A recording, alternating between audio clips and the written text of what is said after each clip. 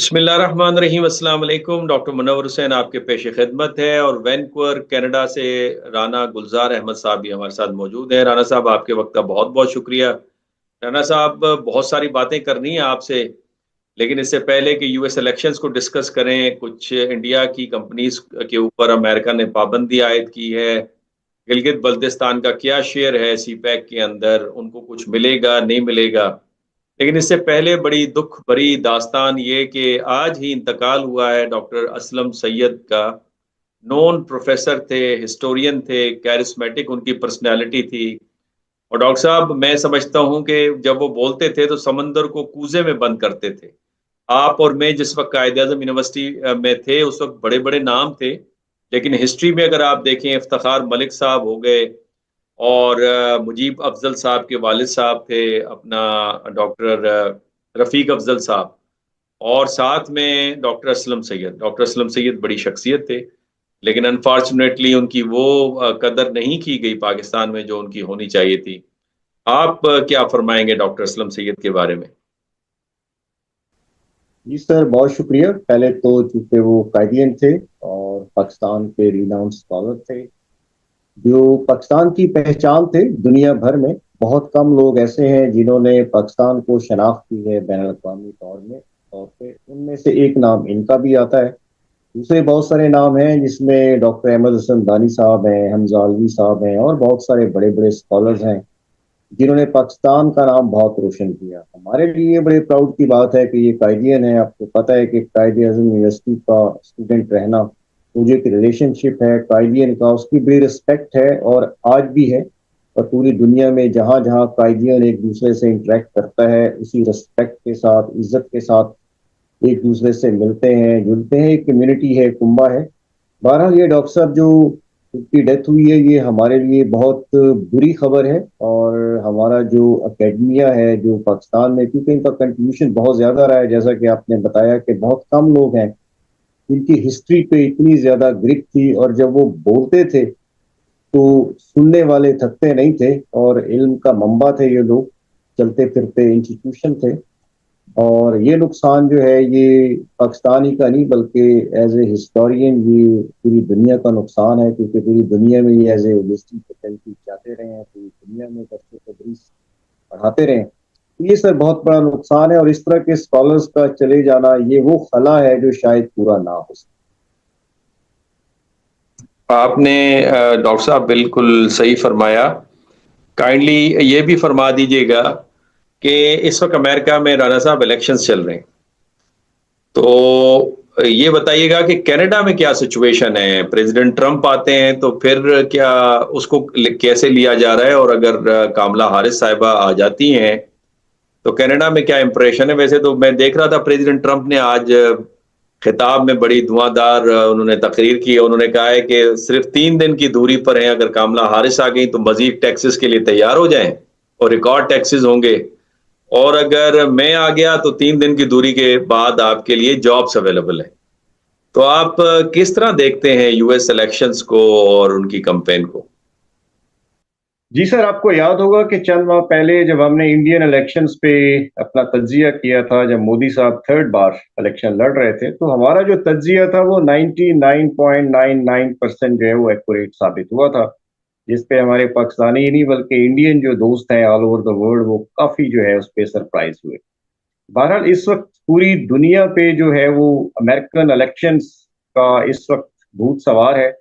हर जगह, हर गली मोहल्ला, इंस्टीट्यूशन, यूनिवर्सिटीज, बिजनेस कम्युनिटीज, हर जगह कनाडा में तो उसी की बातचीत हो रही है। ये ऐसी लगता है जैसे कनाडा में ही कोई अपना इलेक्शन हो रहा है, क्योंकि अमेरिका का इन्फ्लुएंस ना सिर्फ कनाडा बल्कि ऑल ओवर द वर्ल्ड बहुत ज्यादा है। बहुत मैटर करता है कि कौन सी पार्टी जीत रही है, क्योंकि दो मेन स्ट्रीम पार्टीज हैं। तो उसमें इन शॉर्ट ये है कि जो इस वक्त की करंट सिचुएशन है कनाडा के हवाले से, तो यहाँ पे सर दो अप्रोचेस चल रही हैं। पहली बात तो ये है कि ये कॉन्टेस्ट बहुत ज्यादा टाइट है, और ये रीप्ले लगता है 2000 का। 2000 में याद होगा, सन 2000 में अलगोर और बुश साहब वो बिल्कुल ऑलमोस्ट टाई पे चले गए थे।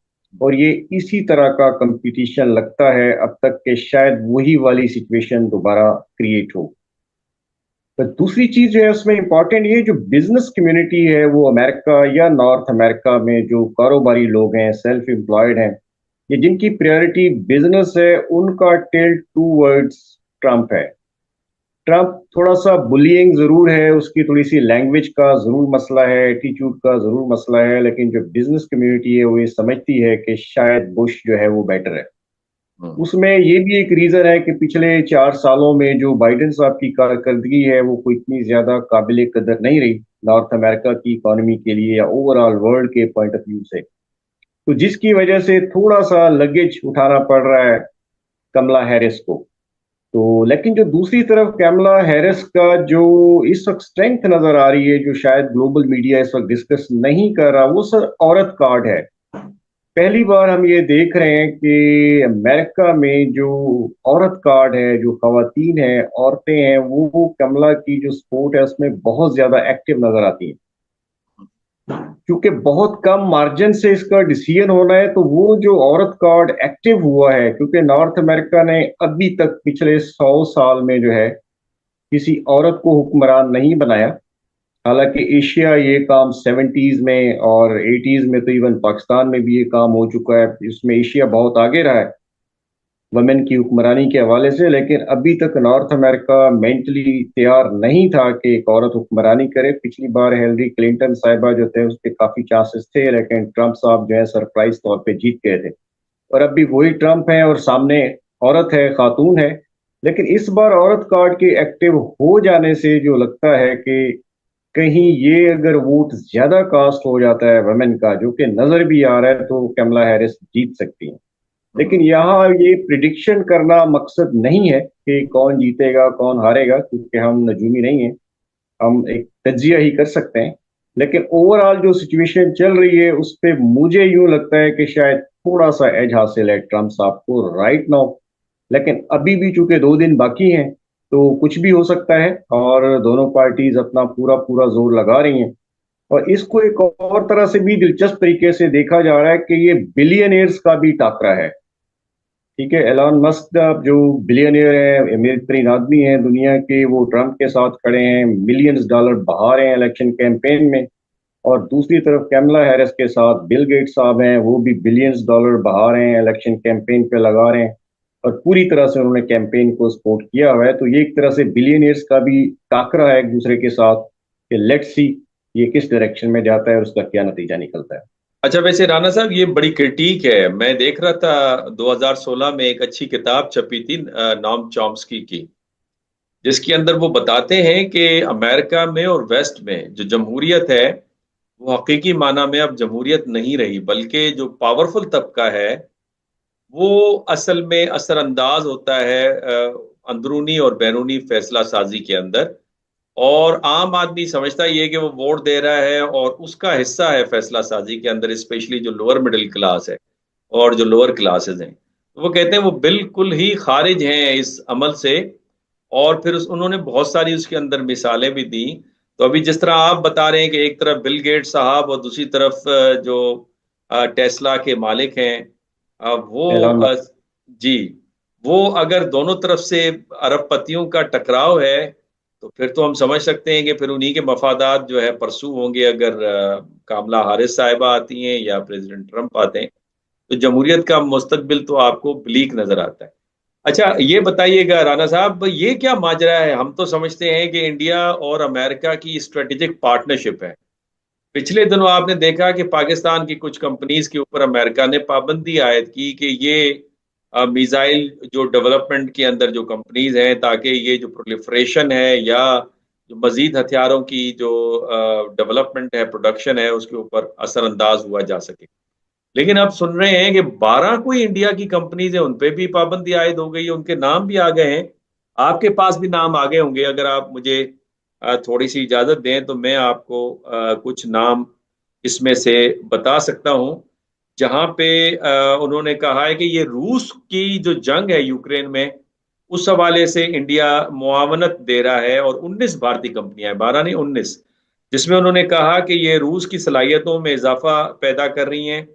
और इन भारतीय कंपनियों में शामिल है जनाब अबर technologies and services private limited, और डीनवास सर्विसेज प्राइवेट लिमिटेड और एमस्टेक और गैलेक्सी, ये सारी कंपनीज उसके अंदर शामिल है। राना साहब, आप किस तरह से देखते हैं कि अब इंडिया की कंपनीज पे भी पाबंदियां?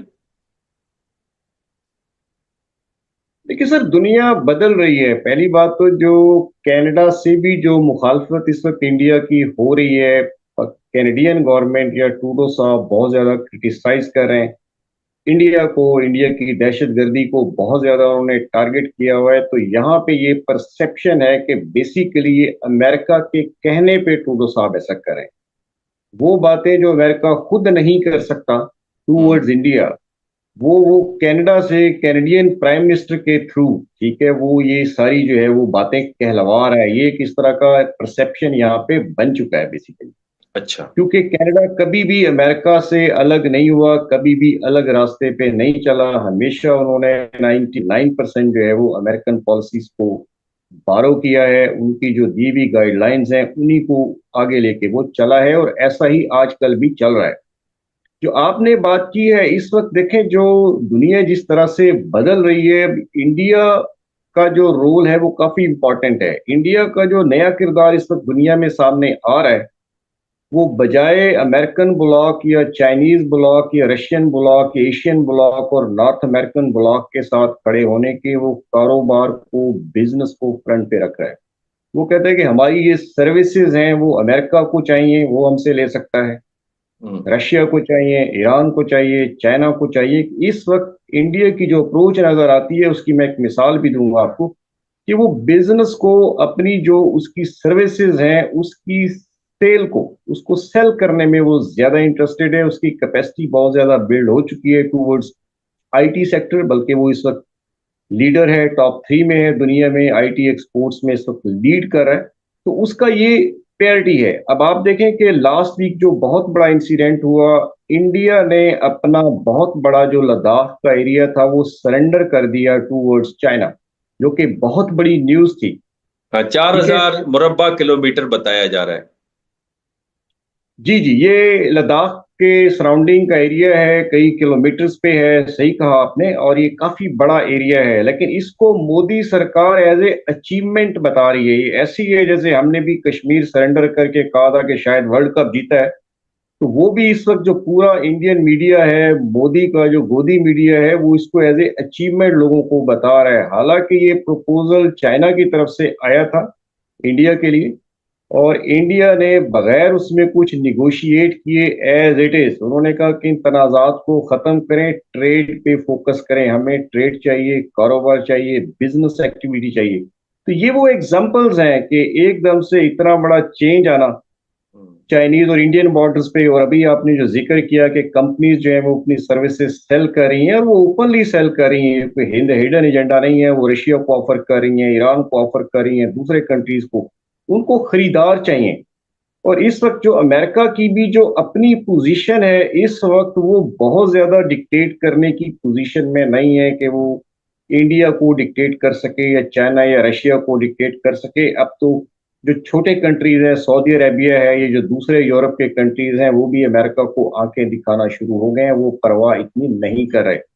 बट ये कि मैं इसको एज ए होल ये देखता हूं कि शायद अमेरिका की तरफ से ये कमजोरी है कि इंडिया को इतनी जुरत हुई है और उसने इस तरह का स्टैंड लिया है। और ओपनली आप देखें, वो रशिया भी जा रहा है, वो यूक्रेन भी जा रहा है, वो अमेरिका भी जा रहा है, वो चाइना भी जा रहा है। वो हर फ्रंट फुट पे खेल रहा है। और इसमें आप मोदी साहब को क्रिटिसाइज कर सकते हैं, लेकिन उसका जो इकोनॉमिक एजेंडा है वो इस वक्त प्रायोरिटी नजर आता है। बाकी सब चीजें शायद उन्होंने फंसे कुछ डाल दिए। राणा साहब, ये आपने वजह फरमाया, मैं आपसे एग्री करता हूं कि अमेरिकन जो पॉलिसीज हैं वो कमजोरी का शिकार हैं। और फिर बजाते खुद ये पॉलिसी जो है, मजीद आप भारत को पुश कर रहे हैं कि वो रूस और चीन की तरफ उनका झुकाव होना शुरू हो जाए। इनफैक्ट ये पॉलिसीज का एक असर होता है। और भारत की पॉलिसी जो है वो बनिस्बत खत्े के दूसरे ममालिक के कुछ ज्यादा आज़ाद नजर आती है। बहुत ज्यादा आज़ाद तो नहीं है, लेकिन निस्बतन आज़ाद नजर आती है। अच्छा, आ जाते हैं राणा साहब सी पैक के ऊपर। फरमाइएगा, ये गिलगित बल्तिस्तान से चूंकि गुजर के आता है सी पैक, और गिलगित बल्तिस्तान बहुत करीब है चीन के, कुंजराब का जो पास है वो दुनिया जानती है उसे। अब सवाल ये पैदा होता है कि गिलगित बल्तिस्तान के लोग ये समझते हैं कि सी पैक से उनको भी फायदा होना चाहिए। तो ये बताइएगा कि क्या फायदा होगा गिलगित बल्तिस्तान के लोगों को इस सी पैक के रूट से। जी सर, बहुत शुक्रिया। ये जो सी पैक खुशहाली का सफर है, ये गिलगित से शुरू होकर, यानी कि गांव से शुरू होकर गवादर गांव पे खत्म होता है। इसके बीच गाफ में से शुरू होकर गाफ पे खत्म होता है। जी जी जी, ये गिलगित से गवादर तक, बल्कि मेरे कैनेडियन दोस्त हैं, उन्होंने एक बहुत अच्छा 2 साल पहले एक सॉन्ग भी लिखा था, वो मैं लिंक भेज दूंगा आपको। वो गिलगित से गवादर तक बहुत क्लास का उन्होंने एक जो है वो मिली नगमा टाइप सॉन्ग लिखा, फिर वो गाया और उसको काफी पजीराई भी मिली। तो बहरहाल ये गिलगित से गवादर तक ये खुशहाली का रास्ता है, और सी पैक जो इस वक्त पाकिस्तान की इकोनॉमी की बैकबोन बना हुआ है, तो उसका सफर शुरू ही गिलगित से होता है। और जो गिलगित है सर, वो जाहिर है कि एक तो गेटवे है, हम्म। ठीक है। और दूसरी चीज ये है कि जो जैसे गवादर अगर न्यूक्लियस है सीपेक का, तो गिलगित जो है बल्तिस्तान, जो दोनों को मिला के पढ़ना चाहिए क्योंकि नाम चेंज हो गया, गिलगित बल्तिस्तान ये गेटवे है। और सबसे इंटरेस्टिंग बात यह है कि गिलगित बल्तिस्तान की इंपॉर्टेंस इतनी ही है जितनी गवादर की है, क्योंकि ये एक्सेस ऑफ जो कनेक्टिविटी बनता है, अगर आप देखें, चाइना, अफगानिस्तान और इंडिया, ये तीनों जो है जाइंट, जो कि मेन प्लेयर्स हैं इस सारे खित्ते के, ये इनको जो है ये कनेक्ट करता है, जो कि बहुत बड़ी स्ट्रेंथ है गिलगित बल्तिस्तान की, और इसकी अहमियत से इनकार नहीं किया जा सकता। हम्म। दूसरा, चाइना को जो सेफ, शॉर्ट और कॉस्ट इफेक्टिव ट्रेडिंग रूट चाहिए थ्रू सीपेक, वो जाहिर है कि वो उसमें केकेएच का जो हमारी मेन शारा है, जो पूरे ये गिलगित वैली को क्रॉस करती है, उसका बहुत कलीदी रोल है। वो कि वो 70s में उसको वंडर ऑफ द वर्ल्ड भी कहते थे, उसको बनाया गया, उस वक्त बहुत सारी डेथ्स भी हुई, लेकिन वो एक कमाल किया गया उस वक्त। मैं बहुत बार बाय रोड सफर कर चुका हूँ।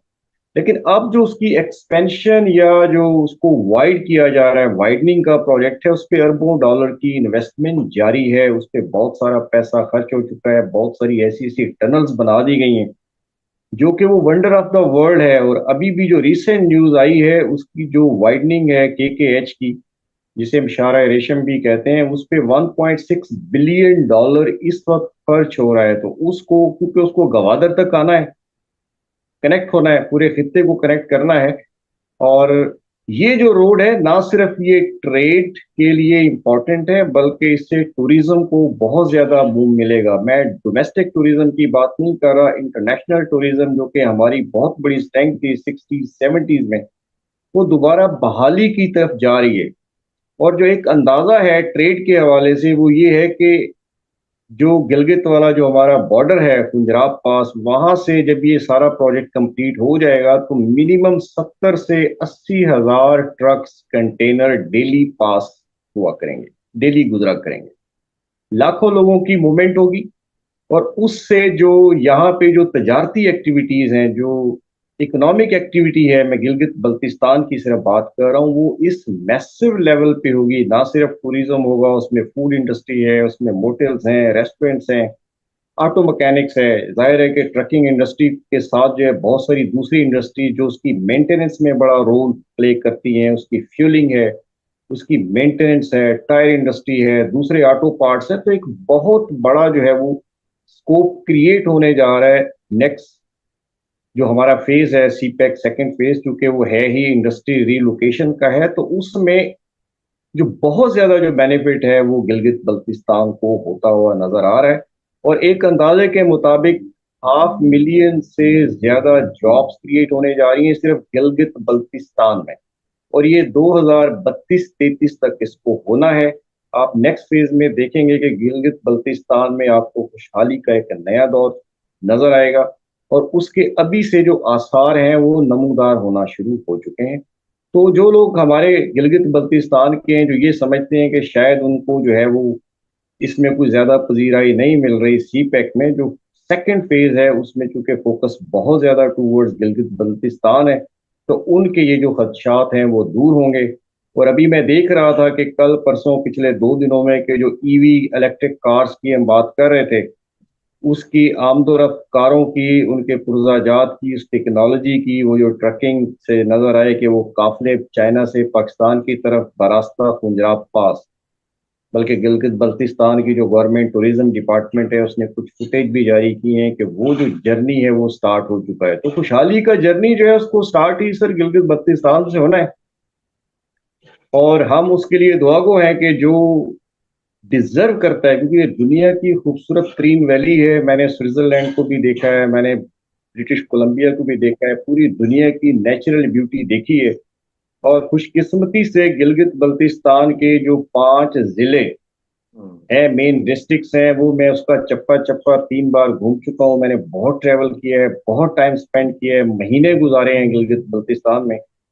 ये दुनिया के खूबसूरत तरीन इलाकों में से एक है। किसी से यकीन करें, मैंने पूरा स्विट्जरलैंड बवरिया रोड क्रॉस किया हुआ है, लेकिन जो गिलगित बल्तिस्तान है सर, वो किसी तरह भी कम नहीं है। सिर्फ जो कमी है वो 2 चीजों की है।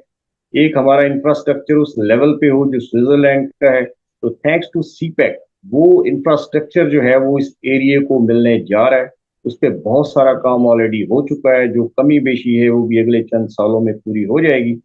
जो सेकंड मेन चैलेंज है वो सिक्योरिटी का है। डेफिनेटली आपको वो इन्वायरमेंट प्रोवाइड करना है, वो कंफर्ट जोन प्रोवाइड करना है, चाहे वो डोमेस्टिक टूरिस्ट हैं या इंटरनेशनल टूरिस्ट हैं, कि वो कंफर्टेबली आ सकें और उनको कोई खौफ ना हो। तो उस हवाले से भी जो है वो गवर्नमेंट ऑफ पाकिस्तान काफ़ी सीरियस स्टेप्स ले रही है, और इस पे बहुत सारी डेवलपमेंट्स हुई हैं। अभी पंजाब गवर्नमेंट ने बहुत बड़ा बजट रखा है उनकी चाइनीज की सिक्योरिटी के हवाले से, सीपेक की सिक्योरिटी के हवाले से। तो इस हवाले से भी ये बहुत ज्यादा सीरियसली इकदाम शुरू हो गए हैं। तो वो दिन दूर नहीं है कि आपको गिलगित बल्तिस्तान से लेकर ग्वादर तक खुशहाली का एक नया दौर नजर आएगा इंशाल्लाह। इंशाल्लाह। राना साहब, जो आपने बात की है, मेरे जो दोस्त रहते हैं गिलगित बल्तिस्तान में, डेफिनेटली वो देखते भी हैं, सुनते भी हैं, और उम्मीद है कि वहाँ पे भी खुशहाली का रेला होगा।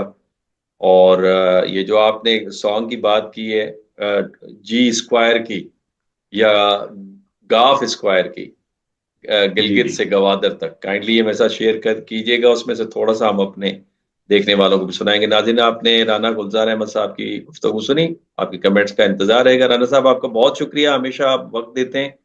और इंशाल्लाह नेक्स्ट वीक में फिर नए टॉपिक के साथ आपकी खिदमत में हाजिर होंगे। अल्लाह हाफिज।